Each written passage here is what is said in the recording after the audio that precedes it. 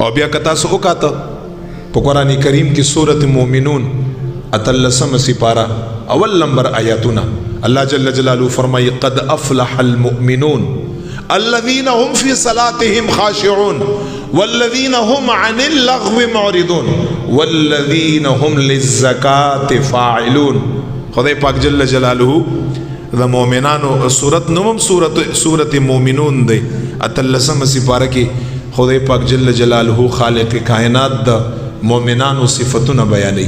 مومن څوک دی او په اول کې ګورئ عجیبه خبره دا ده چې اول د یو چا صفتونه بیان شي د هغې نه پس بیا حکم لګي چې دا داسې. خدای پاک جل جلاله دومره مومن ورته ګران دی چې اول یې حکم لګولی چې دا داسې او بیا یې صفتونه بیان کړي دي.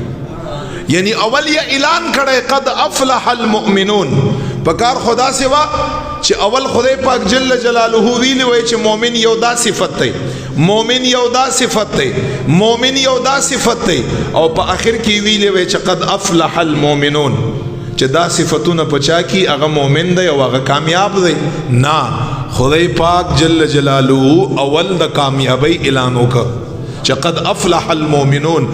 مومنان کامیاب دي په دنیا کامیاب دی بیڑی پار دا په قبر کم کامیاب دی بیڑی پار دا په حشر میدان کم کامیاب دی بیڑی پار دا.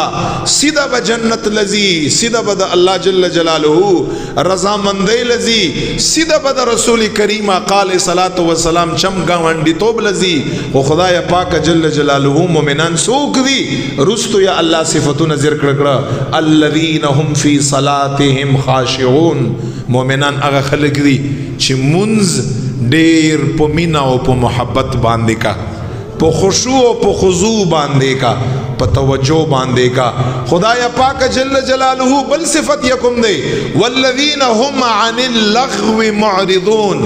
خدای پاک جل جلاله فرمای دویم صفت یدا دی چې عبس کار چټی کار بےهوده کار له لعب کار چې سفیده پکینی د آخرت.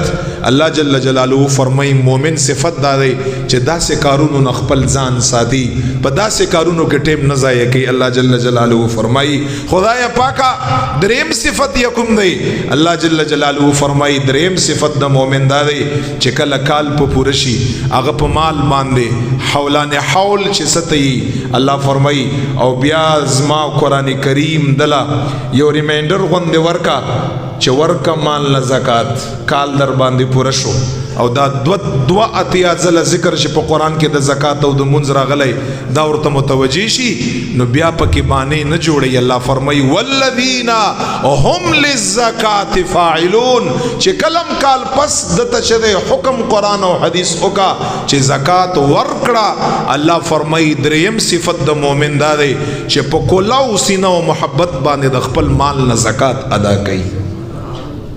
دا د مومن سړی نو گویا علامه دا نو گویا کی مزکی زکات ورکون کې چې کله انسان زکات ورکي دا ګوره په دې خبره باندې خبر شي چې دا مومن دی. مومن دا انسان که قسم اخری چې زه مومن یم چې کله زکات ورکا او قسم اخری چې زه مومن یم علما فرمایي دا په خپل قسم کې حانس او جرمانه نه دی بالکل دا مومن دی. ولی په قرآن کې الله فرمایي چې مومن انسان هغه دی چې کلم زکات وخت په هغه باندې راشي پاغي کې بچون چرانه کا پاغي کې به خبرې نه لټي وغیرہ او سبقه الله جل جلاله رضا د پاره با د خپل حصے نه لګ غوند زیاتم 10 روپے 20 روپے 10 روپے زیاتم پاغه باندې بیگ دی او خدای پاک جل جلاله لبه ور کوي او چې کوم مستحقین یدي الله د رضا د پاره به پاغو کې تقسیمي. نو کاغه نه پس دی وی چې زه مؤمن یم کنه قرآن ورته مؤمن وایي چې دا بالکل مؤمن مسلمان دی.